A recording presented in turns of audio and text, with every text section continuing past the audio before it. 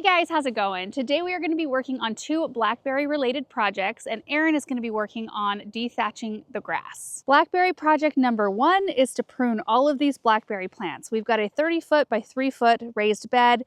There are 8 plants in here that desperately need to be cleaned up, especially at this end. Look at these.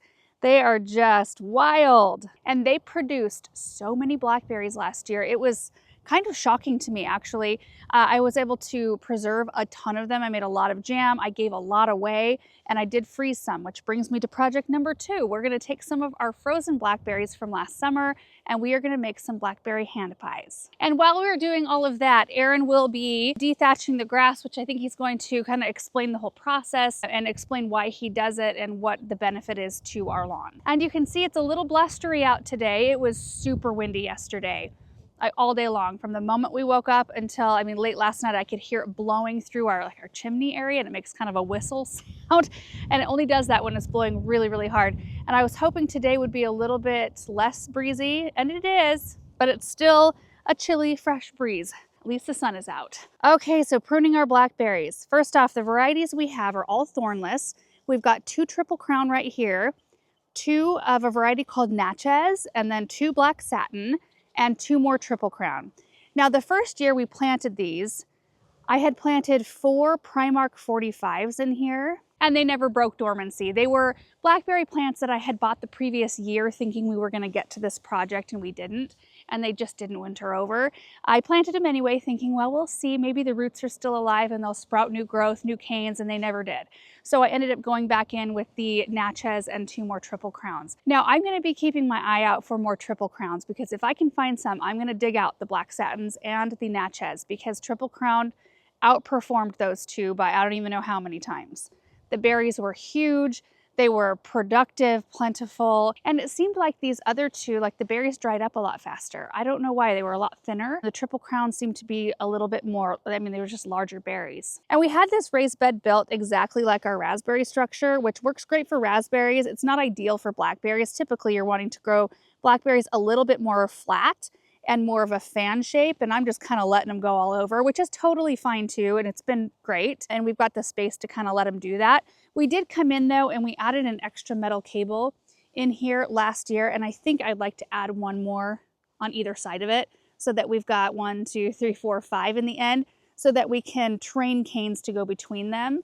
I think that would be nice. Now there are 4 different types of blackberries in terms of growth habit that I'm aware of. The dwarf type that are really good for small spaces or containers. We've got a couple in containers up in our, or just 1 I guess, in a container up in our raised bed garden. And then there are types that are upright, so they have more upright growth habit. There are semi-upright, and then there's trailing, which trailing get the biggest. But all of these that we have here, they're the semi-upright type, which usually grow typically between 4 to 6 feet tall and usually about 3 to 6 feet wide. Ours are way bigger than that. If you take a look at these, we've got 1 plant right here, and of course it has spread itself. So it's coming out to here, and it's coming out, well, I guess if we look at it from this angle, yeah, it's like a 8-footer, 9-footer from here to here. And the way their growth works is very similar to raspberries, in that the crown and the root system of the plant, that's the perennial part, and then they produce canes, which is what you see above the soil, and those are biennial. So they only live for 2 years and then they're done. Now most varieties of blackberry only produce fruit on 2nd-year canes. There are a few exceptions. I knew the Primark 45s was a variety that was supposed to produce on both 1st-year and 2nd-year canes, but all the ones I have here now only produce on 2nd-year canes, which makes the pruning easy. All of them I'm going to prune exactly the same way. Whatever canes they have produced fruit on already, I'm just going to cut all the way down, and I'll leave canes that haven't produced fruit yet. Easy. So you come in here like to this one, you can see these canes that have produced fruit. There's like the leavings of fruit right there. So I'll take those all the way down, as opposed to like this one right here. You follow it down. This one did not produce fruit last year, so I will leave this one. We'll probably have to thin them out too, because they're pretty thick. So my process here is going to be pretty easy. I'm just going to cut out all of the fruiting canes from last year, and then we'll stand back, assess the plant, and I'll want to thin down whatever's left over to where there's like, I don't know, 6-ish inches between canes so that they have plenty of room for, you know, airflow and light and all of that business. So all we're gonna need today are our pruners, our bag. We are gonna be fertilizing. I'm out of berry tone, but holly tone actually works great because that's what I fed these with last year and they did so phenomenally well. I kind of just want to keep repeating that. And these type of plants like it a little bit more acidic than we are here. Holly tone's great for that. It's great for acid loving plants. I've also got a kneeling pad out here with me. So I'll make a couple of cuts close up here so you can see. Okay, so we'll start with the one we just looked at. I'm just gonna follow it back. Cut it off. That one's done. Here's another one right here. So I'm gonna follow that one back and it comes down to this area. Just cut it back. This one as well, actually. That's pretty much it, you guys. So we're just gonna continue on, get this done, get them fertilized, and then we'll head back into the kitchen. Now I've already started to prep our hand pies because the filling needed to be completely cooled and the crust needed to be, you know, in the refrigerator. So I will walk you through all the steps though. I'm so excited. The filling tastes amazing. All right, here we go.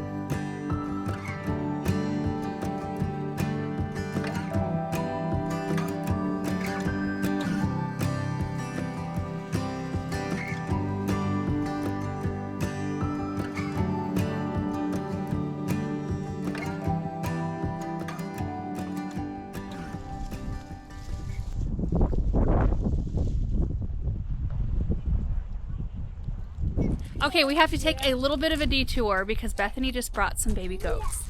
So we've got to play with them for a little while. My goodness. He is still. She's done. Here, do you want to carry her? Oh my gosh. No. No? Okay, Not I'll yet. carry her. Jet, are you going to come with or do I have to come back and get you? Paul can probably get Jet. He might follow. Oh, you can come. You can come with? Come on, buddy.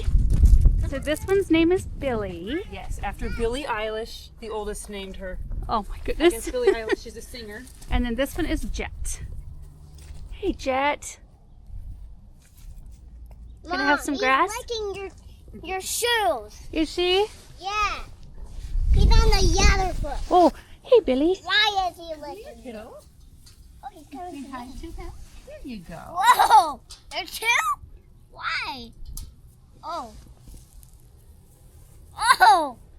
Oh! She's gonna eat your shoes. Samantha loves the baby goats. Oh, man. Oh, man. Why are you two coming to me? Whoa. They like you. They huh? do. Why are they two coming to me? Oh, they're licking my hair. Billy's gonna eat your sweater and your hair. Yeah. You get a little sass out of here. Jet, come here. We're over here. There you go.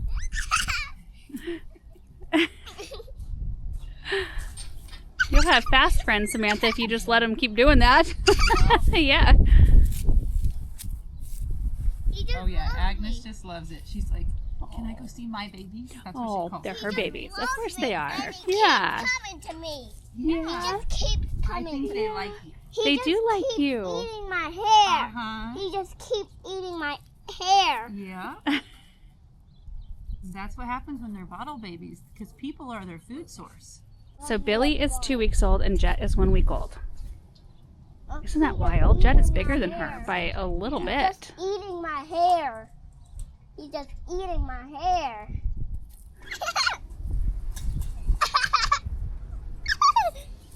Hi, He just Billy. loves Hi, me. Billy.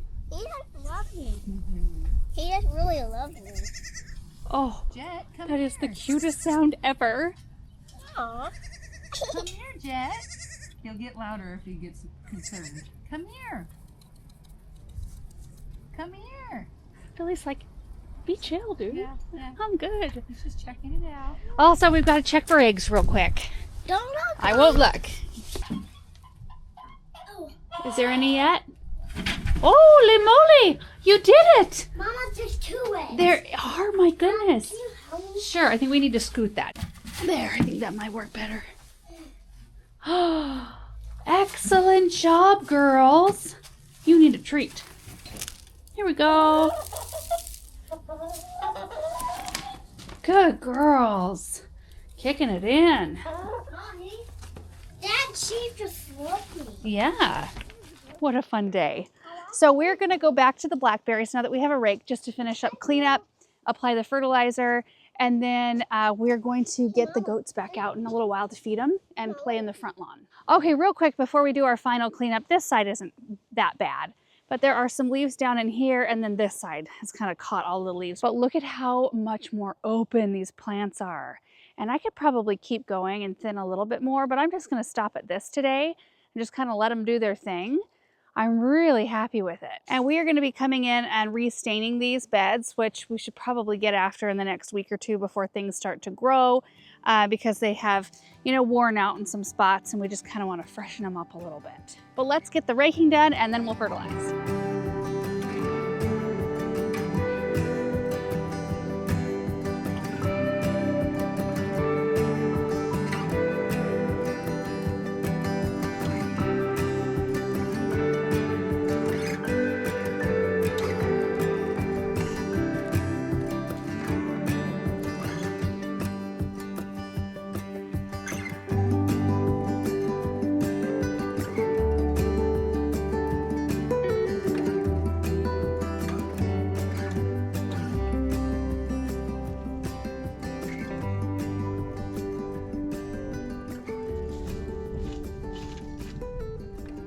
Okay, we are done with the blackberries for now. So here's another look. I did go along with my rake after I applied the fertilizer because I was using a bigger bag. It's harder to be as gentle with the application. So there were a couple of spots where I got it pretty thick. So I just kind of spread it out in there, and we'll let the spring moisture push it down in. And I need to bring the blower back out here and kind of clean up the boards there, or we could let the wind do it. Either way, we're done with this project. They've been pruned, they've been fertilized, they're ready to go for the season. The last thing we'll have to do for these 3 beds is top dress them with compost, which we will do after we test the drip system. So those 2 things need to still happen. So once we turn the water back in and we start watering things, we'll test to make sure that the drip is running properly. If it's not, we'll replace that first, and then we will top dress over the top of it. Because at this point you can still see it. It's very visible, so it'll be really easy to detect. And even in the raspberry beds here, it's for the most part visible. You can see it on top of the soil surface here, and in most of the spots right here, you can see it. I have to resist the urge to do that last mulching step because that's always the most satisfying, and it always makes everything look the best. But we have to wait. We have to wait till the drip is tested. All right, guys, so we're gonna head in now and make our blackberry hand pies. Okay, so we had to start off by making our pie dough first, so it had a chance to chill in the refrigerator for a little while. So I added 2.5 cups of flour to my food processor, along with 3 teaspoons of sugar, and that can be omitted if you are making something savory, and a 1/2 teaspoon of salt. I pulsed those ingredients together just to make sure they were combined, and then I added in 2 sticks of butter, which I had cut into smaller pieces. Pulsed that several times until the mixture looked kind of crumbly. Then I added in my ice water, which you can add anywhere between 6 to 8 tablespoons for this recipe. I used the full 8 tablespoons, but I like to pulse the mixture after each tablespoon of water that I add just to make sure I haven't overdone it. It's easy to tell if you reach into your bowl and pinch all of those ingredients. If they stick together, you're probably good to go, even if it looks dry still. After that, I poured the mixture onto the counter and then just gently worked it into a sort of ball. And I added a little bit more water at this point because I had a few spots that were wanting to crumble off.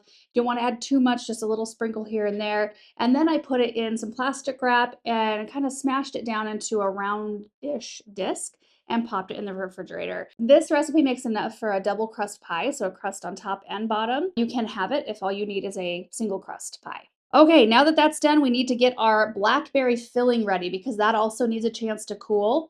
And I saved 1 lemon in our greenhouse. I'm so happy about this. On our pink lemonade tree, we need 2 tablespoons of lemon juice for this recipe. So I ran in there, we picked our lemon, brought it into the kitchen. I gave it a little bit of a roll that kind of helps soften up the lemon itself, helps extract the juice, then cut it in half and popped it in my juicer. I also grabbed the bag of frozen blackberries out of the freezer, and they are so beautiful. Okay, so in a 12 to 13 inch skillet, I popped 4 tablespoons of salted butter. I always use salted butter. And got that all melted and then added the blackberries. And I just let them sit in there for a couple of minutes on kind of a medium heat just to soften up a bit. And then I added over the top of the berries 3/4 cup of granulated sugar, and you can add more or less depending on the tartness of your berries, and the 2 tablespoons of lemon juice. And I let this mixture cook and kind of simmer for 15 to 20 minutes. I think I was on the 20-minute end of things, to where it was juicy and beautiful and it smelled amazing. I also used my spoon to crush up some of the larger berries because I didn't think that they would fit in the hand pies quite as nicely. When the blackberry mixture was almost done cooking, I made my cornstarch slurry by adding 2 tablespoons of cornstarch to a 1/4 cup of water, mixed them together till they were well incorporated, and then poured that into the mixture. Now I did end up adding 1 extra tablespoon of cornstarch. So in the end, 3 tablespoons of cornstarch. I'm not sure that I showed that. But I want this mixture to have some good consistency. I don't want it to be runny, and the mixture will still look, even though it thickens up with the cornstarch, it'll look a little bit runny. And as it cools down, it will thicken up quite a bit. Once that was all mixed in and I let it bubble for a few minutes and thicken up, I added about a 1/4 teaspoon of cinnamon. Just stirred that in, and oh my goodness, so yummy. Okay, so now everything has cooled down appropriately. I got my pie crust out of the refrigerator, popped it onto a floured counter, rolled it out to about between 1/8 and 1/4 inch thick or so, and then I used just a little cereal bowl to cut out my circles. You want to shoot for like 4 to 6 inch circles. It kind of just depends on how big you want your pies to be. Once I had some of the circles cut out, I added a generous tablespoon. It was probably like a tablespoon and a half or so of the cooled pie filling into the center of each round. Then I used a little brush to add a little water to just half of the circle so that it helped the dough adhere. So we fold the dough over, and then we use a fork to crimp the edges. They're so cute. They look perfect. Now, as I was assembling, because I don't want the dough to warm up too much, I popped the ones that I was done with back in the refrigerator as I rolled out the excess dough and made more. While I was assembling the hand pies, I had some oil in a pot heating up, so about 2 to 3 inches of oil, heated up to 375 degrees Fahrenheit. You want it pretty dang hot so that they cook up nice and brown. I popped 3 hand pies in at a time using a slotted spoon and just kind of stirred them around so that they didn't stick together, they didn't burn, and kind of flipped them over from time to time. And they only need about 3 minutes to cook total. Look at all of these pies. They are so perfect. I cannot wait to eat one, but we need to glaze them first. So I'm just gonna make a very simple glaze, some powdered sugar, a little bit of vanilla, and some milk. And I add just a splash of milk in at a time because a little goes a long way, and we want it to be pretty thick. I don't want this glaze to run off and drip everywhere. So I just used a spoon to spread some of that filling on top of each one of the hand pies, and you guys, to eat them when they're still warm is the biggest treat. Oh my goodness, they turned out so pretty. I brought them out here to the Hartley because there's a lot of activity in the house right now, and the lighting's better out here too, but I am so thrilled with how these came out. Now, the crust seemingly turned out well, and the filling tasted really good. I did try that. So now we just have to see how they taste all done. And I only really had one snafu on this one right here. You can see that little spot where the crust kind of came open and a little bit of filling came out. But that's the only one that was like that. And then I got the first batch just a little dark because I was erring on the safe side to get them all the way cooked. And then they started turning out perfect, like crispy, golden, beautiful. Okay, so I'm going to try one of the darker ones here.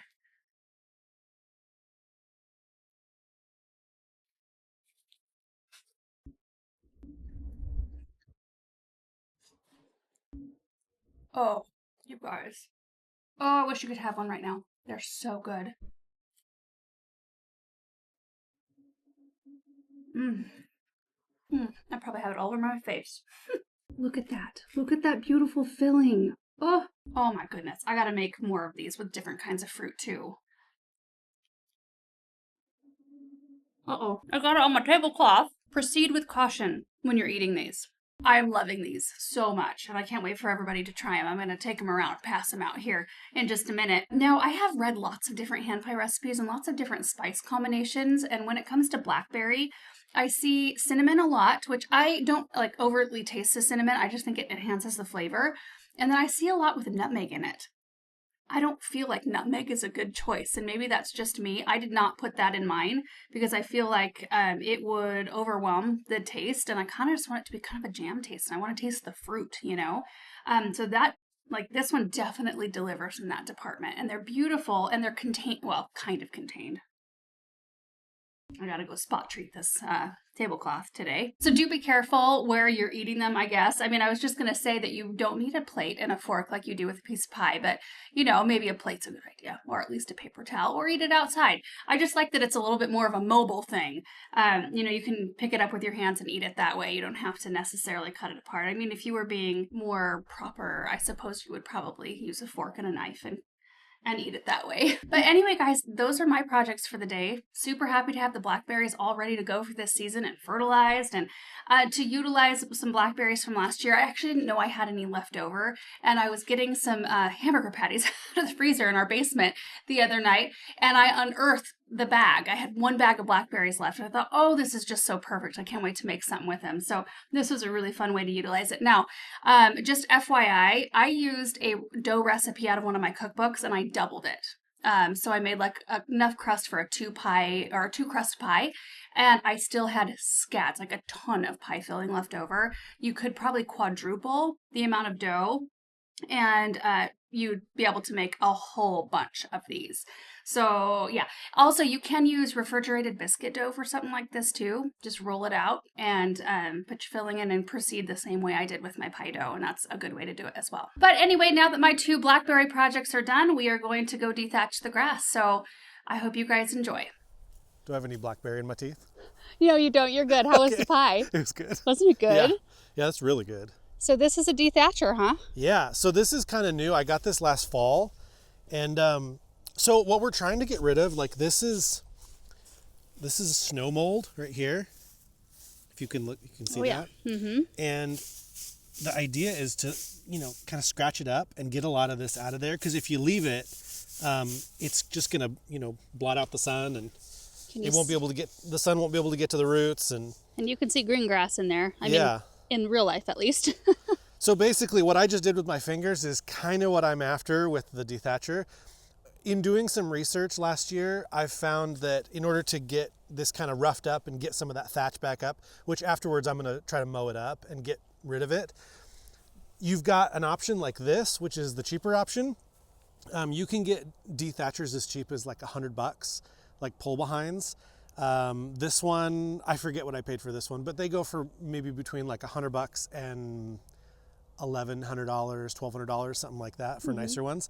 And then if you own like a golf course, or you have a baseball diamond that you're trying to keep pristine, you actually use a verticutter, which actually has blades that cut vertically into the ground, not super far, maybe just like 1 inch or 2 inches down, and it brings all that stuff up. But in researching, like I called a company, and I think they gave me a quote for like $12,000 for a verticutter. My. So I was kind of like, you know what? This is great. With some nice cinder block weights there. This is us right here. This is where we live. So anyway, you know, I'm going with the dethatcher. So it's just a network of like tines that just pull behind, and there's a little bit of flex, and they just grab everything. Is this necessary, the extra weight, or is this just like, I mean, helpful, I'm guessing? Yeah, I just put it on there. I could probably put even more on there. I just thought having any amount of weight to kind of dig down and pull stuff up would be good. But I was really happy with how it did last year. I've never done this in the spring. And after this, I will go through, the birds. After this, I will go through and aerate the lawn as well. Which today? We've showed. Not today, but within the next couple weeks, I'll probably aerate. So this is kind of just step one. So you just make one pass over each spot? I guess depending on the area. I don't really know. I'm still kind of new to this. In the fall, I only did one pass. I might need to do more than one. So we'll see what it looks like and make that judgment call. And you're doing the tree line against the fence, right? And then this big space, and then all of the big grass pathways to the south garden. Yeah. Any other spots? I'm not going to do any of the new grass that we planted because it hasn't had a chance to build up thatch. So it's too new. Yeah. That's nice. Anyway, and I don't even know, I mean, they call it snow mold. I'm assuming it's because the snow just kind of sat there and it matted it down. Some people don't need to thatch, and they don't need to aerate. And I think it's one of those things where You might have to do it, you might not have to do it, but if your lawn looks like this and you can see it's clearly matted down like that, going through and, you know, bringing some of that up and then mowing it, bagging it and getting it out, I think can be beneficial. Light it on fire. I already tried that. It didn't didn't spread take? at all. No. Nice. Glad to Okay. know you tried. Yeah. My goodness. Now, when I aerate, I do mark the sprinklers. But when I dethatch, I didn't last fall. So I think Hoping for the best? Yeah, hope for the best. I think the tines are flexible enough that it just Yeah. kind of like goes around them. Sure. So anyway, here we go. All right.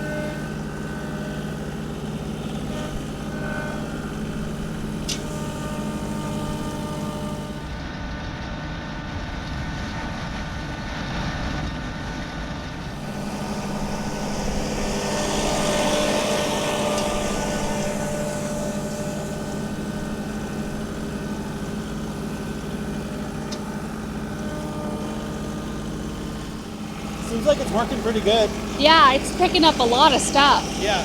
But you can definitely tell I where think, it's, I think I'll probably in the end want to go over it this way and then maybe the other way too. okay. And then mow it. So, Yeah.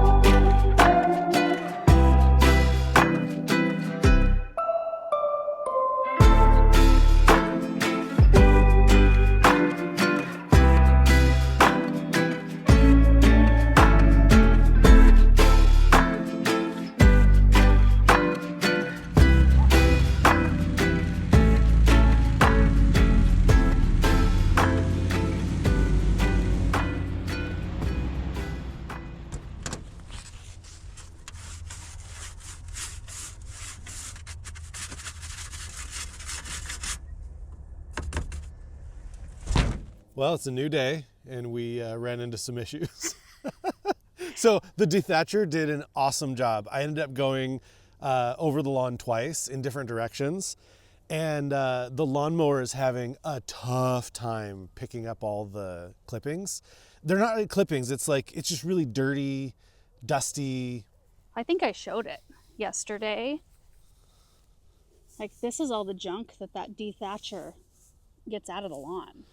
Yeah, I emptied the, I've got a really big hopper. It's like a 20 bushel hopper in the lawnmower, and I've emptied it already like 7 times, and I've gotten maybe like half the lawn done. It overheated last night. So I just kind of had to be like, all right, well, I guess we'll just tackle the rest of it. I think I can see the line. So you have to do from here Yeah. over, and you did this part, which I don't know if it like translates on camera, but it looks so much better in person at least. I mean, it's not green yet, but it looks far less dead than it did before with all of this stuff. Yeah. Well, the thatch, this makes it look a lot deader Yeah. with all the, But look at that. Yeah, it's a lot. Yeah, it really pulled up a lot. I'm super happy with the Dethatcher because it wasn't that expensive, especially comparing it to the Verticutter that was like $12,000 or $13,000 or whatever stupid amount it was. But anyway, so Paul's actually, it's a Saturday right now. Paul's gonna come in and he's gonna help mow the rest of it, and I'm gonna tackle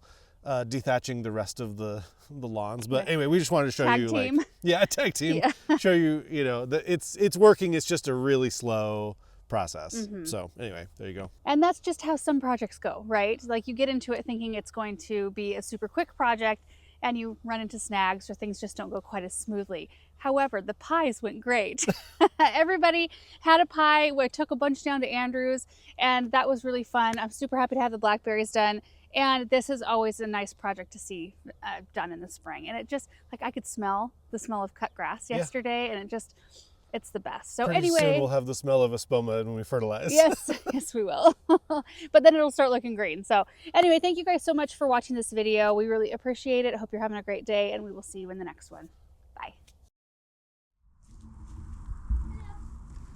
Goat therapy. Right? Yes.